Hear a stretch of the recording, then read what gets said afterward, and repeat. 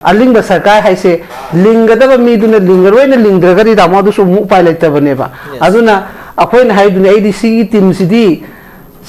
haraga moi na di mayam sina di sauba chongthok chongsin ni haibado congress tai na bjp chongmani bjp na congress taw sigi hai ba se pulak thadat khaba maram di ha mara tharam badagi na ngasi mapan cha bo ki punjilaga ne ba ngasi yenaraga leiba pose masi ma pulak na hongna na ne anok bayon ma chunghala pa mathau ta ba maram di hai ba handak ki former chief minister na khoi gi NBN Singh kara de gi lakpano congress tai na tro adagi Govindas ha kan ne ba adu ki pot mayam sin leina bani na moi na hai se sigi moi maming pan bagi wana te ko moi na phapang asi ju tawra agadi akoi dum support taw ne hai adu tawda na sumba mayam se thol ga yengam bagi ne ba senta na phana tawra ga su aina dum hai pam nei do senta na phana indi manipur je thugai gen khala ga su akoi gi humpu sina leiri ba sing sina manaba matam da kai su leite ba akoi na paija ga dam ni na han hai do manipur gi iran se kai gi no na supreme court na pi kha du ne ba law function should be the high Kaduneba. Adukanagi no Queen state appointment of Check post Aquina, Madu function of the Vaineba. Sentagi saying have the PU have a Peter have one ever have one neba. Dunabu, land how Pomatam, the Quigi, you can also as a sentence force Namatare Duneba, Matingi Dama. Adu the Quay state force in Gunamatona Putoga sentence force in the use of the season of the Poto Utasa Kibe one never come back. Kayu Swaya or Gana never low man say, Budget Panam Tadari IDP Kagi Center the Chachaba, my budget to Pirata more Manipur Yokana Manga direct Pangada Pekano than a Siki Pangwa neba. Aduna ID Nasi Nasito Basea, Akoi Manungi, Akoi Masengi or Tekis Nihaneba. Sentana Fanam Tarogas, Aquin stand, Aqua Yaudi Kalagadi, Aqua involved to the Aqua Sentento, the Yan, they had more can bring a civil to Wangamdi. Nasibo the Shemangam de Gaginova. Aqua the Nasibo Center Haiba, Aqua state the lady Bokuishuma, Aqua state assemblies don't know. Parliament able to mind a Quishu state Kilajari neighbor, Bakogi Gakchan about Hamidan Gakchan about Kogi, lady neighbor say. Masika see the Fango in the Tumalaga Tamizikagino. Ako ni soy na to si amisara pham ga dam na teba modi la pham ga dam na teba ai gi sida lai ba man sin mo thong ma fudo ka da pham ma kan da madu gi bill do pass to ro center thao ba madu accept to te hayo ba adu da center ta na se ba ta mo ai na habdi akoi gi han sem do ki se ba akoi han sem do se ha ga akoi na asu gam na kai no tong do si kai gi no ba ai na bill do assembly de mo ma ma na ga plus pass to ga ai si gi hai ba poppy plantation to bo ko pa mam se sumai na to re si to honi ni hai ba gi center ta thao madu da ya te ha ka center ta na se ba akoi de gi khop chutung ting thok ta na swai da sum nai le re adu ga mi o da tai le mi gi labor card gi do phajana pi thai ni sengpham kanan to wi ji masai gi direct leje ta ba mi na subro labor do mai mai khusabi khalaga uju suali sini dana nale photo number thabak su na photo number ta nanga oi pung ohum dala wai ani dala wai tawri dure adu kana tai adu su sedda tai na gadro khoina ai gi mung kan jaba sai gi thawne ba ai gi mung nalam ba sai gi thawne heba ai thong su tong tong do wai su sum chai la helaga mi ona nang na ai imu cha heli kai gi no ngang ga dra heba ni da adu gu mamma thongna da ga oi ba adu na ne ba ai na hai du ngasi di hai ba tawri ba mam se mokhoi na kano taw dra bani na khoi na ngasi 27 tawre phare 29 tawre phare tawpa matam da khanga si hujiti khanga ga sulai thingna ga sulai voice to sulaw ga lai modi tawra mai khalaga lai khaba nga tani na madugi potu gyan ta minna ga ngasi popi pambi sine kana de attack oi ga de ching da mangthar ta tam na mang abane habse ichai su mya mang abane habse si akhoi na khanba mathau ta ba masi mu manghan la si haita ra ga di ain hai sini assembly run to bo mathau tai akhoi di lan he hob de ngasi assembly kari ori ge asida kari gomba conclusion ama akhoi gi lan si gi damak ta kari bill pass to ra to buge su gi takshan ba hare dum mi extend to hi kari ngami ge ba kari defense to ge ba moina icha sing du di hain haina matam du gi hoi ama oi gira ma adu su law function niom chung na lan na to gu de ne ba wahai se in have the mina sibna chinda sa na sibna khungun da law na to mo ba forest kan su law na kalam mo ba aduregi kano popi an thapa su lo ne haram mo ba maduda lam hen tu mam tholok san mo ba lo na ya da po to bose basida to bone ha ba du da defense to bam tholok san mo ba aduna te bo khoi di matam du su wahi wata khara su khoi gi asoi ba mam su lei ki ba aduna su maram oraga yekna boin unna ki ba ne ba mana manipur chief minister ne hairaga di manipur gi wangang ga da ba da soi gi ba mam le minister mam gi ni ko ai na ise ama khatang hai na khalu nu moi try thoi ani du su chenari ne ba Buat orang tu le jadi buat ani tu masuk responsibility ni ba. maram ni moi try thoi na khoi ki kano government se kano to chalai ne ba natra aban leader wa phambai wa ne ba aduna hai ponak se madu gi mam du la kane ba aduna maram oraga in haining badi praja miyam ngasi oi re ba khudi mak se khoi na loi khange atop furup ni akhoi yaudi ha ba khan ganu madu de gi toro potu na ngasi imphal da su mayam ma ngasi maktara ain kano Facebook to ubane kangla mapada nupam cha ni khak ta le be gi ngasai viral oi bam so en ugi henjen be gi ni na tamo yam thina si lura bane ba aduna maram oraga si di apun mana tabom thokpani ha ba wakhal du khannaraga ko adumaina tabom phai aduga hojiki angang sing du su adumaina khulai ona sijena biganu naha sing du da aigi wakhal da di icha se tungi future na tani mi gi macha habele te aigi cha habele te loi mak se tungi future ni madu ke su am chao ba cha su mature oi badi am taman de ba aina sum u bada sum inghalak ba khoi gi da su hairaga sum khunna pakai na lei ba du gumana kano to ba mali aduna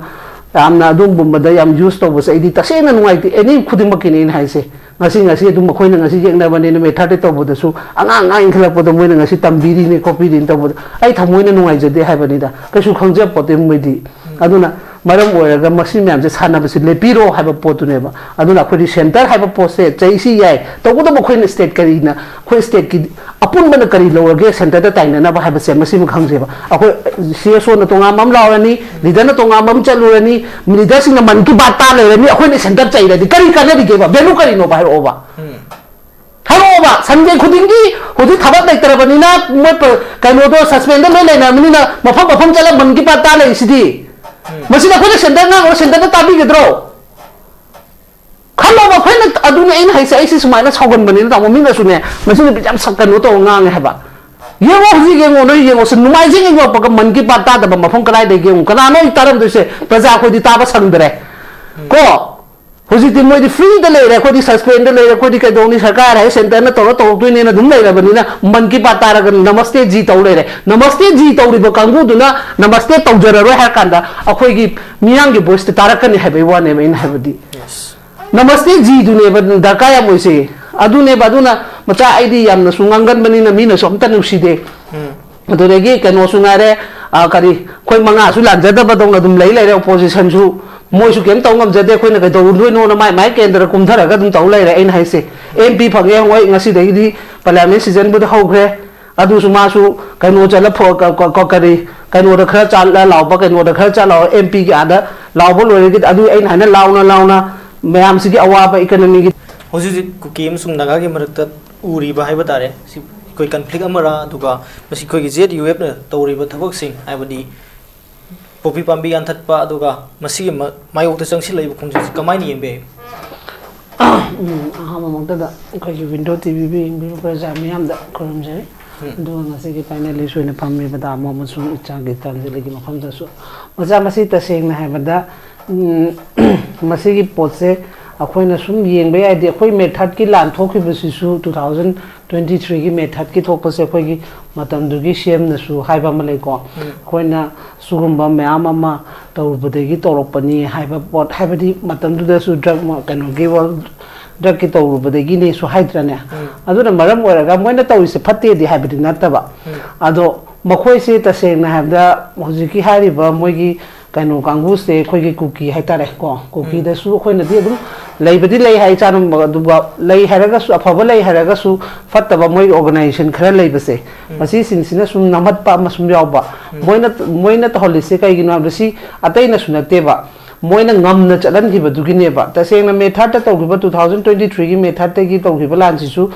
aha ba khoi gi puthor pa di one on drug to ba forest kano to ba de gi kalu ba de gi ne de haidana aduna maram moraga masigum ba step cd matandu da su khoi di dum haijab du ne ba lo na acm na to habna ta ba lo na to holaga to bani haraga di akhoi gi voice conthok si su kitang yamna important oi ba leader ma gi voice ha ba se yamna important oi ba maram di lo na ni haraga le number ta raga di ngasi changjan lai ba huji ki hai ba kano sina to ri ba posi ju la le di hai ba mana gi hom tharu ba kholu ba da yankhai ru ba thwai ru ba di natta bani na ko afat ba poto inang ta lei bu du moi di ching da loi lei min na bani na u ba na khoi di sida mu lei bani na u da be wa ni na u ba du da fat ba poto to ba i wa ne ba ado masi gi pot khudin mak se tasena moina tobusu laledi hairo adubu tobudabu mokhoisu information haibadi sugumba malay si area sidadi haiba hujikin mafam kano village sidadi sumba malay re haidana akhoi ge laiba huji sarkar di lairi dana akhoi sarkar sulai laitaban te pya laibai wane ba armai tawdana tawnaragadi amasu kano tawnaroi ba akhoi su isana isabu yamna kaini haini strong ne haigadra adu haigadra haibagi akhoi furu khuding makse adugumba power isana khutna seasoning ba mayawe bako maduna maram orege hujiki organization tari maming ba juf haitena aduna tasena mamang mang de tore aduga khoi sarkar gi site gi su yan thap ko ko myam di tawi to boda bu sarkar na police na to bududi lo na to je bududi any ke no na person na kai gumba mang pa matam da su lo gi ni na dudi dum negotiation to bud line ne ba ar maina organization amana adugumba ma to basidi lo gi da di amu ya de ba khoi gi chana la kanglon da di amu ya de ba aduna maram oraga ain haining badi any lady le ngani ma phong ko dim ta so khoin ubada su myam male to boda ba adugi post se aphoina leiriba governor ni khang de chief secretary ni DGP de ni khang de information ar main to holaga to hon gadab ne ba aduna ta da aina changaga I sima paire ai se kano to re habasu ai gi oina di adu ya ning de aduga tawri ba pot to phatte habni na ta ba mana tharui ba mana tawri ba pot to akhoi mioi be gi hing ba da huji huji oi ba khoi manipur haba lam sida di am da critical oi ba pot oi ba ni na yan that padi kai de ba kai draga su information ama government du da information pira ka government na to bida bai to ni hai taraga di mokhoi su aran bo oiro ha bai wan da ina habadi aduna matam lebe khibi ta khoina thaba ama to ge ha taraga di sarkar pali bani na akhoi state ki MLA sing sida pande ha bani sarkar di lei dina aduna information pira ga information pira ma matung da to da bade ki to bani haraga di moi gi su khitang amu phaga da ba organization du gi huji ki haiba kano duna aduna maram oiraga aina haini idi huji ki sidi ngarang se khoi gi MLA kano awong ni ma moi phamina dana negotiation khara di tham gre habane ba adu matung da tholoi ha su leite maram di makhoi gi thari ba mi du di lepanai dana du mafong khuding thari huji haiba ma phong khara da ha huji su dum atai mafam yam lei na na khoina khame lok chapada mafam am taw da khoi gi mai Meira gi ima mana dum kano video record tawraga wa ngang du ne ba do taw da badi nate huji su aduna aina haisine ngasi akhoi khabar da kai dadi ngasi di popi pambi ekar adu yan that khre adum hai lak sarkar paling de ngasi bok to dum hai la ba aina haina yan that di poto mai history in dilem du ne ba ngasai ta mon hai gi biga mai gi chip tu do su si area se nang chip nang nin thong nang puri ni adu tari si thai ba se na kamai na khangdri no interrogation ama da ka oe ba adu gumba aran ba pot ha bu di mafam du gi village tu magi chip tu da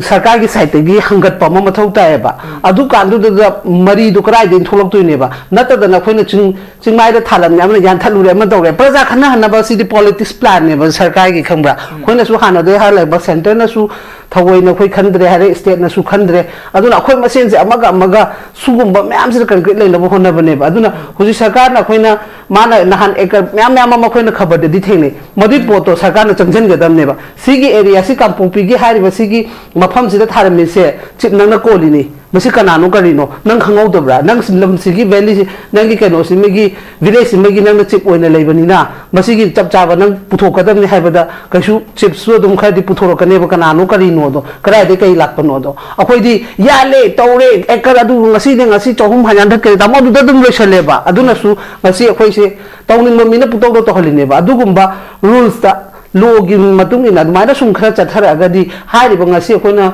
lam hen tu hen ba lam hen tu hen ba ha se makhoi da khoi de heta changjala ga furu su to su abna te ba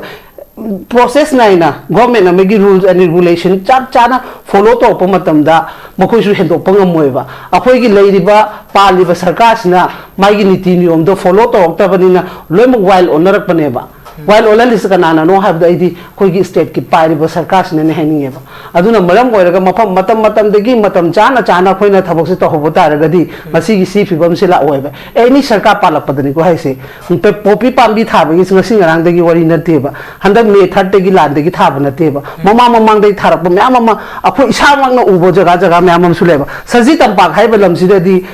maja khangba plane da thagala ni ching na tabida khambra saji tampak haiba lam si da plane da thari ne ba khoi udob na te ba sarkar paling ha khoi su myam urei ado lam yam leikhre ko aduna masi akhoi na yam na haru raga su masi ni pise pungang na ngangi haibam su habiba akhoi su wad di akhoi mai chingman chala moin khan gi no ba ai chingman loi chali new samtal bo khoi chala ba mi ne ba all samtal bo chalam job bi lady ai bole अदुगी मोइगी यम साथीबमना कुकी यम साथीबमना मोइदी मी 70 मी 50 vote already village अमना हुजी चंदब विलेज म्याम अम लेरिबा खंबा खोगी गवर्नमेंट की कैनो रिकॉग्नाइज तौदबा अदु म्याम दुना दुम सेमजन सेमजलगा मतम दुना खोदी खंगदबनिना खोइ वखलदना खोइना खलुसे ए तामो चिंगमान चलकपनिना मी खरा थारिदो यम फरेना खलुबा जानजिल आइगिनोदी फत मियोबनि हाइबगी वखलदा खोइनादी यम न्यूट्रिएंट ओइना मोइगी मनिंगी लॉजिक ति खोइ खंगदबनिना तामो को इस अखोइना चिंगमान चलकबसे सुमाइना लंबी रंखांगदा युम खरा ताजामबसे थमोइदा हराउवेबा अदुबु सुंबा ममनुंगदा लेमबसे दि हुजिति अमु सौनुंगबदु पोले बिसादा मरमदि तहलिबा याम लाइब हारगी मतमदा हार इसे कोरोना मतमदा हार फंगदबदो हार कराइ चले खोइसु दुम खंगेबा आई सामंग बोगदा मैम लोड लोड थेंगरी ने चिंग थोगपदा तामो अदुना सी आइन हाइसने हुजिक सरकार से आई तोंब चावबा अदु पनबे वानते तो तारगदी एकर अदु थागिबा जगह दो अदुगी चिपतुदा हाइबने माना कोलिबे एरिया ने तामो हाइबम थोक्तब नत्रो हाइबम थोक्तो अदुदी नंग सी कनानो सी कमाइना खंगदिनो सी कमम ग्राउंड थारा इनो अदु नत येना खादे खतंग थाबने हाइरदे ए खंगौदे हाय अदु पाक चावखबा मैम मैम तो थाबदुबु चिक माना खंगदे हाबदि यारोयबा एनी को इन हाइसे एनी नि अखोई ओरगसु अखोई मिओरसु याबम थोपनेबा अदुगुम खरा रूल से तौरगदि ngasi खुत्ता अमगा तौनरी पोसे तौरोइदबनेबा मचा अदुना आइगी मोतदी फसु फत्ते हाबदो अमरद अकाइब लो सो मु काहलिने बजुकी ऑर्गेनाइजेशन तो मोइसु तौरिबो पोतो मदुगी पोतो यादे बाइगी मोतदी अदुबो पोतो मंगहली दुगी सोम फदि फबा माना होय गिहो मंगहलम बने हादे होय सो मु गिहोम थाजबा मसुमाइना यानथलमे हादि अखोइ नुगाइतबा फोंदोकपा यायबा तबोदबो हाइबो पोतुदी मदुना मरम ओइरगा मणिपुर हाइबा लमसे लोइरे हाइनबा लैबनिना तौरिदो फै अदुबु मतुंग ताबददि ऐन हाइन एनी अखोइ मैतैना खंगबोइरो अमना खंग एनी खंगबा मतमदा अदुगुम्बा महाना इन्फॉर्मेशन तौरगा अरमाइना तौनरगदी अखोइ से लो से अखोइना लोइ थुगाइजबनेबा तसेंगना लो लेते दे अखोइ से हाइबको लो से लेते ने ना लो की फॉलोस अखोइ इसासु चत्तेबा अखोइ सु angam taneba khoina isana angam tanba ma suyawi ba khoida su khambra haibadi maduna yamda chawba kan leader ne haige begi wakhalla amanda khangda ba khoisu aina pai ba pose aina tawgada step se kari no haida ba ma khoi khangje da ba leiri ba nang anchor oidi anchor oina dum lai gada do anchor nang na hujuki haiba thabak do dum tawba ya de ba adumai na khoina changga da ba khungjang se akhoi se isa na su ai provision se khangje da ba khara su leiri ba ko macha aduna aina haining badi any si da gi wanate akhoi se वारी ददी अखोइना लो से मांगरे लो से अखोइना मंगनजबनेबा ngasi kaigumam to wonda police ta changaga complaint tawna deba organization amda chalaga tawneba adu kanan thugai lo no अखोइना thugai jabana tro chumba chumdabra hayo macha adu tadi adu fiziki lo gi matang do adi khoi mamang da khoi gi former cm na su khoi video kap thok tana miyam da manipur gi singi sigum mafam sing da po ps ki mate yam thare ko lai bagi miyam da ut ki basu leire aduga manipur gi state force in sala ganda yantat pi film se tum leire adu ji pak san thare ba miyam se una tha lokhat pai jang si tum wanak pani na pen da ba miyam duna khoi gi sigum ba loop tawrei ne ba adu mai lo ai ni di maram di akoina matam da su dum hai bane ai dum discussion do ro ama do ro dum hai bane ba ekar adu yan khre no ngala khaba pa ba du na te ba madu da appreciate to godam na te ba ekar adu gi mafam village gi kanano chip kari no masi kara background de la history ma thi do pa ma thau ta ba natra ga di history da su pha pha ti ta di ta mo adu mafam guding chong to lei ni hai bani da ai na di madu gi leader am sulem do ne ba hai ba sigi leader du ne bha ba da ka oi di nata na madu du di seng na da hingning ba ko ne da mo hai ba chingman gi wan hinja ba me am sulai bani na no madu lu pa chonga pe ba ai phatte khang na madu suba yaw su yawi ne braja taseng na haibadu ko adugumba suba moigi kaino khaini gi kawta mat kaino duna khetana photana to akhom na suyam uyeba ko adu duna maram oiraga in haina hingdaba ya da chingda leba kangu gi di maduna mujibi ka mu oira pai monga masumla ine ba khambra aduna yam le aduna aina haisini mi paliba sarkar gi to basina moina use te faja na to da bai ne ba adu eta de adu gi potol halok thokro atopa manoi gi su hingna gi damak haidana khoi gi kaino gi sana gi mohut yang nang sile ha bai type ta adu gumba su sembi ba mathau ta ba nang na si an thak ga su horen ai chak chani ga lai ta ga di hayang ama dam thab ai yaw tam ni maram de ai cha thak te adam ni na aduna maram ora ga amot palambi se chalani se ataina na te ai di paliba sarkar na ni haipa post ai di sarkar da blame tong ne maram di khudi mak se mana control to ga ne ba aduna maram ora ga ngasi tholi ba poto madusu responsibility ngasi paliba kaino sinu oi ga maram di moina yan thati ba tawi ba poto manung yoksan da ba de gi angang sing du na tawi ba ne haipa poto ai mai na thang yam noi jai khoi ꯋꯥꯐꯝ ꯑꯃ ꯊꯝꯕꯤꯔꯤꯕꯁꯤ JDUF ꯁꯤꯒꯨꯝꯕ ꯑꯩꯈꯣꯏꯒꯤ ꯈꯣꯡꯖꯪ ꯑꯃ ꯆꯪꯁꯤꯜꯂꯛꯏꯕꯁꯤ ꯑꯩꯈꯣꯏꯒꯤ ꯀꯅꯥꯒꯨꯝꯕ ꯈꯔꯅ ꯊꯑꯣꯏꯅ ꯁꯤꯜꯂꯕ꯭ꯔꯥ ꯑꯩꯈꯣꯏꯒꯤ ꯍꯥꯏꯕ ꯑꯣꯖꯥꯅꯁꯨ ꯉꯁꯥꯏ ꯊꯝꯕꯤꯕ ꯋꯥꯐꯝꯗꯨ ꯃꯥꯒꯤ ꯑꯣꯏꯕ ꯃꯣꯠꯇꯗꯤ ꯑꯩꯈꯣꯏꯒꯤ ꯉꯁꯤ ꯊꯣꯔꯛꯏꯕ ꯑꯩꯈꯣꯏꯒꯤ JDUF ꯇꯧꯕꯗꯒꯤ ꯀꯨꯀꯤꯁꯤꯡꯒꯤ ꯔꯦꯁꯄꯣꯟꯁ ꯇꯧꯔꯛꯏꯕ ꯇꯧꯍꯜꯂꯛꯏꯕꯁꯤ ꯊꯑꯣꯏꯅ ꯀꯅꯥꯒꯨꯝꯕ ꯈꯔꯅ ꯁꯤꯜꯂꯀꯥꯟꯗ ꯇꯧꯍꯟꯕ ꯃꯥꯟꯕ ꯐꯤꯕꯝ ꯂꯩꯌꯦ ꯍꯥꯏꯕ ꯋꯥꯐꯝꯁꯤꯗꯤ ꯀꯃꯥꯏꯅ ꯌꯦꯡꯕ ꯑꯔꯣꯏꯕ ꯊꯝꯃꯤ ꯍꯣꯏ ꯃꯗꯨꯃꯛꯁꯨ ꯈꯟꯕ ꯌꯥꯏ ꯍꯥꯏꯕ ꯃꯤꯟꯁ ꯀꯣ ꯃꯔꯝꯗꯤ ꯃꯈꯣꯏꯅ ꯃꯁꯥꯗ ꯌꯥꯝꯅ ꯁ꯭ꯇ꯭ꯔꯣꯡ ꯑꯣꯏꯅ ꯃꯣꯏꯅ ꯇꯧꯔꯤꯕ ꯃꯑꯣꯡ ꯍꯥꯏꯕꯗꯤ ꯀꯩꯅꯣ ꯇꯧꯔꯤꯕ ꯑꯩꯈꯣꯏꯅ ꯚꯤꯗꯤꯑꯣꯗ ꯁꯨꯝ ꯎꯖꯕꯗꯁꯨ ꯃꯣꯏꯗꯁꯨ ꯑꯩꯈꯣꯏꯅ ꯍꯥꯟꯅꯗꯒꯤ ꯂꯩꯔꯤꯕ ꯑꯩꯈꯣꯏꯒꯤ ꯀꯩꯅꯣ ꯀꯥꯡꯕꯨꯒꯤ ꯀꯥꯡꯕꯨꯅ ꯇꯧꯔꯤꯕ ꯑꯗꯨꯒꯤ ꯈꯤꯇꯪꯗꯤ ꯃꯗꯨꯒꯤ ꯂꯣꯖꯤꯛꯇꯣ ꯈꯤꯇꯪꯗꯤ ꯌꯥꯎꯕ ꯃꯥꯜꯂꯦ ꯑꯩꯈꯣꯏꯅ ꯂꯥꯛꯀꯅꯨ ꯍꯥꯏꯔꯒ ꯅꯣꯏꯅ ꯁꯤꯗ ꯇꯧꯕ ꯑꯗꯨ ꯍꯥꯏꯕꯗꯤ ꯊ꯭ꯔꯦꯠ ꯈꯔꯗꯤ ꯌꯥꯎꯋꯦꯕ ꯑꯩꯅ ꯍꯥꯏꯅ ꯃꯣꯏꯒꯤ ꯑꯗꯨ ꯑꯩꯅ ꯍꯥꯏꯁꯦ ꯑꯗꯨꯅꯦ ꯍꯥꯏꯁꯦ ꯑꯗꯨꯅ ꯑꯩꯈꯣꯏꯁꯦ ꯇꯁꯦꯡꯅ ꯉꯁꯤꯁꯦ ꯑꯗꯨꯝ ꯁꯥꯟꯅꯄꯣꯠ ꯑꯗꯣ ꯇꯁꯦꯡꯅ ꯃꯗꯨꯏꯗꯨꯗ ꯇꯧꯗꯣꯏꯗꯨꯗꯤ ꯍꯌꯦꯡ ꯑꯉꯥꯡ ꯚꯤꯗꯤꯑꯣꯗ ꯎꯔꯤꯕ ꯈꯔꯗꯣ ꯑꯗꯨꯝ ꯆꯞꯄꯒ ꯑꯗꯨꯃꯥꯏꯅ ꯃꯣꯏ ꯄꯨꯟꯁꯤꯗꯨꯒꯤꯅꯦꯕ ꯑꯩꯅ ꯅꯨꯡꯉꯥꯏꯇ꯭ꯔꯤꯗꯤ ꯑꯩꯅ ꯍꯥꯏꯅ ꯑꯃꯅꯕꯨ ꯑꯣꯏꯔꯣ ꯑꯃꯕꯨ ꯑꯣꯏꯔꯣ ꯁꯤꯟꯕꯤꯔꯤꯕ ꯃꯣꯏꯒꯤ ꯑꯗꯨꯃꯥꯏꯅ ꯀꯩꯅꯣ ꯇꯧꯕꯤꯔꯤꯁꯤ ꯌꯥꯝ ꯐꯠꯇꯕ ꯄꯣꯠꯅꯦ ꯍꯥꯏꯕ ꯃꯁꯤꯒꯤ ꯄ꯭ꯂꯥꯟꯗ ꯌꯥꯔꯤꯕ ꯈꯟꯅꯍꯟꯒꯦ ꯑꯗꯨꯕꯨ ꯉꯔꯥꯡꯒꯤ ꯇꯧꯔꯤꯕ ꯄꯣꯠꯇꯨꯅꯗꯤ ꯃꯣꯏꯒꯤ ꯏꯅꯣꯒ꯭ꯔꯦꯁꯟ ꯑꯃ ꯂꯥꯛꯈꯤꯕꯗꯨꯅꯗꯤ ꯃꯗꯨꯃꯛꯁꯨ ꯑꯃꯨꯛ ꯃꯥꯟꯗꯕꯁꯨ ꯑꯃꯨꯛ ꯎꯕ ꯍꯥꯏꯕꯗꯤ MLA ꯑꯅꯤꯒ ꯌꯥꯎꯔꯒ ꯃꯣꯏꯒꯤ ꯀꯩꯅꯣꯒ ꯀꯩ ꯍꯥꯏꯇꯥꯔꯦ ꯒ꯭ꯔꯨꯞꯁꯤꯡꯗꯨꯒ ꯐꯝꯃꯤꯟꯅꯕꯒꯤ ꯃꯣꯏ ꯂꯤꯗꯔꯗꯨꯒ ꯇꯧꯔꯒꯗꯤ ꯇꯧꯈꯤꯗꯅꯀꯣ ꯑꯗꯨꯅ ꯃꯁꯤ ꯑꯩꯒꯤ ꯋꯥꯈꯜꯗꯗꯤ ꯃꯗꯨ ꯍꯧꯈꯤꯕꯗꯤ ꯍꯧꯈ꯭ꯔꯦ ꯑꯗꯣ ꯃꯇꯨꯡ ꯇꯥꯕꯗꯗꯤ ꯃꯗꯨꯒꯨꯝꯕ ꯌꯥꯝꯅ ꯏꯟꯁꯤꯜꯂꯒꯁꯨ ꯃꯣꯏꯅ ꯑꯗꯨ ꯈꯔ ꯃꯩ ꯍꯧꯅꯕꯅꯦꯅ ꯇꯧꯕꯗꯣ ꯃꯩꯗꯤ ꯏꯟꯊꯣꯛꯅ ꯍꯧꯗ꯭ꯔꯕꯒꯨꯝꯕꯅꯦꯕ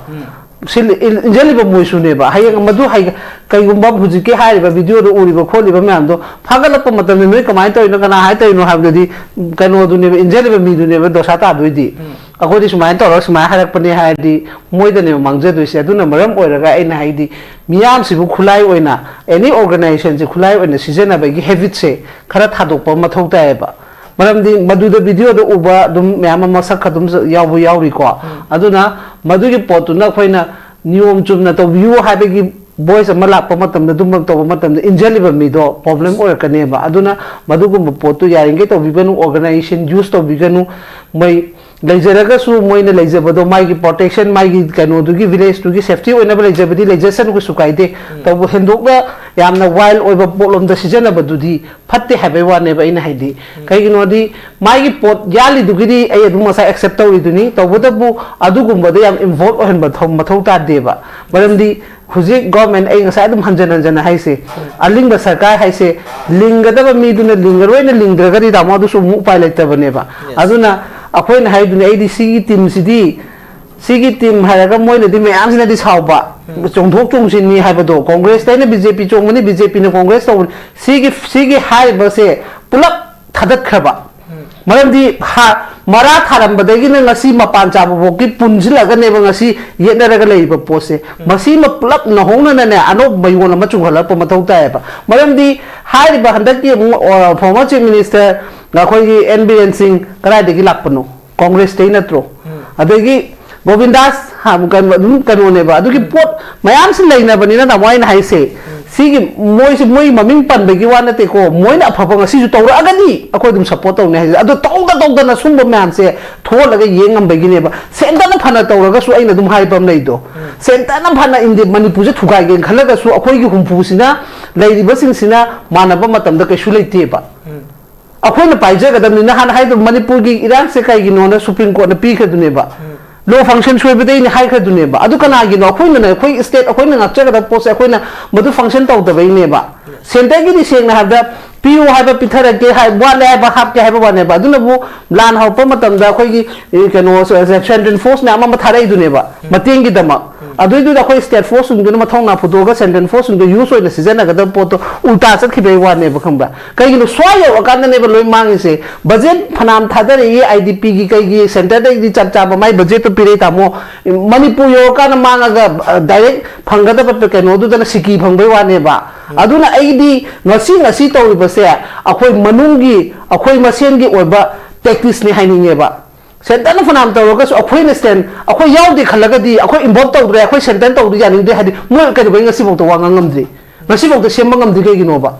According to Nasibo Center Haiba, Akoi state the lady Bokuishuma, Akoi state assemblies don't know. Parliament able to mine a Kushu state Kilijari neighbor, Bakogi Gakchan about Hamidan Gakchan about Kogi lady neighbor say. Masing as if the Fango in a Tumalaga Tamizika. ꯑꯩꯈꯣꯏꯅ ꯁꯣꯏꯕ ꯅꯠꯇ꯭ꯔꯣ ꯁꯤ ꯑꯃꯤꯁꯥ ꯂꯥꯛ ꯐꯝꯒꯗꯕ ꯅꯠꯇꯦꯕ ꯃꯣꯗꯤ ꯂꯥꯛ ꯐꯝꯒꯗꯕ ꯅꯠꯇꯦꯕ ꯑꯩꯒꯤ ꯁꯤꯗ ꯂꯩꯔꯤꯕ ꯃꯌꯥꯝꯁꯤꯅ ꯃꯣꯊꯣꯡ ꯐꯨꯗꯣꯛꯑꯀꯥꯟꯗ ꯐꯝꯃꯀꯥꯟꯗ ꯃꯗꯨꯒꯤ ꯕꯤꯜꯗꯣ ꯄꯥꯁ ꯇꯧꯔ ꯁꯦꯟꯇꯔ ꯊꯥꯛꯑꯣꯕ ꯃꯗꯨꯅ ꯑꯦꯛꯁꯦꯞ ꯇꯧꯔꯛꯇꯦ ꯍꯥꯏꯌꯣꯕ ꯑꯗꯨꯗ ꯁꯦꯟꯇꯔ ꯇꯥꯟꯅꯁꯦꯕ ꯇꯥꯃꯣ ꯑꯩꯅ ꯍꯥꯏꯕꯗꯤ ꯑꯩꯈꯣꯏꯒꯤ ꯍꯥꯟꯅ ꯁꯦꯝꯗꯣꯛꯈꯤꯁꯦꯕ ꯑꯩꯈꯣꯏ ꯍꯥꯟꯅ ꯁꯦꯝꯗꯣꯛꯁꯦ ꯍꯥꯏꯔꯒ ꯑꯩꯈꯣꯏꯅ ꯑꯁꯨꯛ ꯌꯥꯝꯅ ꯀꯩꯅꯣ ꯇꯧꯅꯗ꯭ꯔꯤꯁꯦ ꯀꯩꯒꯤꯅꯣꯕ ꯑꯩꯅ ꯕꯤꯜꯗꯣ ꯑꯦꯁꯦꯝꯕ꯭ꯂꯤꯗ ꯃꯣꯏ ꯃꯌꯥꯝ ꯃꯥꯟꯅꯔꯒ ꯄꯨꯂꯞ ꯄꯥꯁ ꯇꯧꯔꯒ ꯑꯩꯒꯤ ꯁꯤꯒꯤ ꯍꯥꯏꯕ ꯄꯣꯄꯤ ꯄ꯭ꯂꯥꯟꯇꯦꯁꯟ ꯇꯧꯕ ꯈꯣꯠꯄ ꯃꯌꯥꯝꯁꯦ ꯁꯨꯃꯥꯏꯅ ꯇꯧꯔꯦ ꯁꯤ ꯇꯧꯍꯟꯅꯤꯡꯉꯤ ꯍꯥꯏꯕꯒꯤ ꯁꯦꯟꯇꯔꯗ ꯊꯥꯎ ꯃꯗꯨꯗ ꯌꯥꯔꯛꯇꯦ ꯍꯥꯏꯔ ꯀꯥꯟꯗ ꯁꯦꯟꯇꯔ ꯇꯥꯏꯅꯁꯦꯕ ꯑꯩꯈꯣꯏꯗꯒꯤꯗꯤ ꯈꯨꯠ ꯁꯨꯛꯇꯨꯡ ꯇꯤꯡꯊꯣꯛꯇꯗꯅ ꯁ꯭ꯋꯥꯏꯗ ꯁꯨꯔꯨ ꯅꯩ ꯂꯩꯔꯦ ꯑꯗꯨꯒ ꯃꯤꯉꯣꯟꯗ ꯇꯥꯏꯅꯩ ꯃꯤꯒꯤꯗꯤ ꯂꯦꯕꯔ ꯀꯥꯔꯗꯀꯤꯗꯣ ꯐꯖꯅ ꯄꯤꯊꯔꯛꯏꯅꯤ ꯁꯦꯟꯐꯝ ꯀꯅꯥ ꯇꯧꯏ ꯍꯧꯖꯤꯛ ꯃꯁꯥꯒꯤ ꯗꯥꯏꯔꯦꯛ ꯂꯩꯖꯗꯕ ꯃꯤ ꯑꯃꯅ ꯁꯨꯕ꯭ꯔꯣ ꯂꯦꯕꯔꯗꯣ माई खुचाबी खल सुहलीसीदना नाले फोटो नंबर थबक सुदन फोटो नंबर नंगर पुंग अहम लाओ है अनी लाओ है तौरीदुरी कना ताइदो सेंटर ताइनगद्रो अखोइना इमुंग पंजबसे थौने इमुंग नालंब है थौने है थौ सुतौ तौदर वाई सूम चाय लेहलगा मियोन नंग इमुंग चाहली कईगनो नांगद्रा है मथौना दरकार होएबा अदुनने अइना हाइदो ngasi हाइबा तौरिबा मैमसे मखोइ मखोइना कनो तौद्रबनिना अखोइना ngasi 27 तौरे फरे 29 तौरे फरे तौरप मतमदा खांगसी हुजिकती खांगागसु लाई थेंगरगसु लाई वॉइस तो लावगा लाई मोदी तौरoi खलगा लेखरबा ngaतनिना मदुगी पोतु ज्ञान तामिनरगा ngasi पोपी पाम्बी सिने कना कना दे अटैक ओइगे हद चिंग दर मंगथर तम मंग अबने हबसे इचाइसु म्याम मंग अबने हबसे सी अखोय अखोयना खनबा मथौ ताइबा मसिबु मंगहल रसी हाइतारगदी अइन हाइसिनी असेंबली रन तौबा मथौ ताइ अखोयदी लान हेक हौबदै ngasi असेंबली करी ओइरिगे असिदा करी गुम्बा कंक्लूजन अमा अखोयगी लानसिगी दमकता करी बिल पास तौरगा तौबगे सुगी तक्सन बा हारे दुम मी एक्सटेंड तौही करी ngamiगे बा करी डिफेंस तौगेबा मोइना इचासिंदुदी हाइन हाइना मतमदुगी होय अमा ओइगेरा अमा ओइस अदुसु लो फंक्शन नियम चुमना लाना तौगुदैनेबा वाहै से अइना हबद मीना सिबना चिंदा साना सिबना खुंगदा लो ना तौरमोबा फॉरेस्ट कनबसु लो ना कलमोबा अदुरेगी कनो पोपी अंथपसु लो ने हरमोबा मदुदा लमहेंतु मम थोलक्सनोबा लोन यादव पोत तौबसे बसिदा तौबने हाबद दुदा डिफेंस तौबम थोलक्सनोबा अदु नते बखोइदी मतमदसु वाहै वता खरसु अखोइगी असोइबा म्यामसु लेखिबा अदुनसु मरम ओइरगा येकना बोइन उनखिबनेबा माना मणिपुर चीफ मिनिस्टर ने हाइरगदी मणिपुर की वांगांगदबदा सोइबा म्याम ले मिनिस्टर म्याम गिनी को अइना हाइसे अमा खतंग हायना खलुगनु मोइ ट्राइ थोय अनि दुमसु चेनरीमनेबा मोरम दले जगी बात अनि दुमसु मासु मोइसु रेस्पोंसिबिलिटी नेबा मरम नि मोइ ट्राइ थोयना खोइ की कनो गवर्नमेंट से कनो तो चलाइरी नेबा नत्रा अपन लीडर ओइ फंबै वानेबा अदुना हाइरे पोनक से मदुगी मैम दुगी लाकनेबा अदुना मरम ओइरगा इन हाइनिंगबदी प्रजा मियाम ngasi ओइरेबा खुदिमक से खोइना लोइ खंगे अतोप फुरुप नि अखोइ याउदे हाबा खनगनु मदुदगी तौरप पोतुना ngasi इम्फाल दसु मयाम ngasi मक्तरा आइन कनो फेसबुक तो उबने कंगला मपादा नुपाम चानी खक ता लेबेगी ngasi वायरल ओइबम सो इन उगी हेंजन बेगिनी ना तामो याम सिना सि लुरबनेबा अदुना मरम ओइरगा सिदि अपुनमना तबम थोकपनी हाबा वखलदो खन्नरगा को अदुमाइना तबम फै अदुगा हुजिकी अगांग सिंगदुसु अदुमाइना खुलाइ ओना सिजेनबिगनु नहा सिंगदुदा एगी वखलददी इचा से तुंगी फ्यूचर नातनी मीगी मचा हाबलेते एगी इचा हाबलेते लोइमक से तुंगी फ्यूचर नि मदु केसु आम चावबा चायसु मेच्योर ओइबदि अम तमान देबा आइना सुम उबदा सुम इंखलकबा खोइगिदसु हायरगा सुम खुनना पकाइना लेबा दुगुमना कनो तोबा माले अदुना यामना अदुमबदा याम यूज तौबस एदी तसेना नुवाइति एनी खुदिमकिनि इन हाइसे ngasi adum mkhoi na ngasi yekna bane ne methate tawboda su anga inkhalapoda moina ngasi tambiri ne copy din tawboda ai thamoina nungai jade haibani da kaisu khangja pote moidi aduna maram oiraga maximum yam je sana basi lepiro haiba potu neba aduna khodi center haiba post chaisi yai tawboda mkhoi na state kari na khoi state ki apun bana kari lawage center da taina na ba haiba se maximum khangjeba akoi CSO na tonga mam lawani leader na tonga mam chalurani leader sing na man ki baat ta lerani akoi ne center chaira di kari kana di geba belu kari no ba ओबा हरोबा संजय खुदिंगी हुदी थबत लेतरबनिना मोय कनोदो suspend ले लेना मिनिना मफम मफम चला मन की पता ले सिदी मसिना खोले सेंटर ना और सेंटर ताबी गद्रो खलोबा खोइन अदुने इन हाइसे आइसे सुमाइना सौगन बनिना तामो मिना सुने मसिना बिजाम सकनो तो ngang हेबा येवो हुजी गेंगो नो येंगो से नुमाइजिंग गेंगो पक मन की पता दब मफम कलाइ दे गेंगो कना नो इतारम दोसे प्रजा खोदि ताबा संगदरे को हुजिति मोइदि फ्री द लेरे खोदि सस्पेंड लेरे खोदि कदोनी सरकार है सेंटर न तोरो तोक्तुइने न दुम लेरबनिना मन की बात तारग नमस्ते जी तौलेरे नमस्ते जी तौरिबो कांगुदुना नमस्ते तौजररो है कांदा अखोइगी मियांगी वॉइस तारकनि हैबे वाने मेन हैबदी नमस्ते जी दुने दरका या मोइसे adune baduna macha ID yamna sungangan bani na mina somta nuside aduregi kano sungare kari koi manga su lanjada badong adum lei lei opposition su moi su kem tongam jade koi na kai do loi no na mai kendra kumthara ga dum taw lei ra en haise MP phage hoi ngasi dei di parliament season bu hogre adu su ma su kano chala pho ko kari kano da khara chal la law ba kano da khara chal law MP ga da law bo loi gi adu en hana launa ma'am से अवाब economy की down ओइब खोपा MP अमगी माइ फमम थोपदुदगी फंगागा होना भी बेया हैबनिदा अदो अखोइदि अदुम बलैते अदुना अखोइ याम लुरे प्रजा ज्ञान तासी एन हाइज इन आउट मैम से मसी मा am tuna lokthoni हैब पोतुन याम नुई ngasi खनजरी बा it Kuki-Naga conflict खुकी manipur gi huju leiri ba sarang na fibam masida amuk henna sigumba kanagumba insin ba man ba khara tawraga sigumba manipur gi huju mai cha la leiri fibam si henna chak thuna no thabuk taw to bi ganu aduga manipur gi leiri ba leader sing aduga sin su thamoi sing thabuk taw bi ra kan da ing chappa manipur mo hen madu tangai fade duga popi cultivation tawri ba si thingna na ba koi policy sing phajana sem ma thau tai ha wafum jing thabe yam noi jai ngasi gi खना नेपसी सरू याबी पेनिलिस्ट हम हमदा ओजागे ताजेन दुगा निसुबदा जना बके शोर दुगा इमा सुजाता हम पुइ काय खुनु बुसरी में ताइ पुनु बुसु अरोय बोइनै कोनो खुरम जरी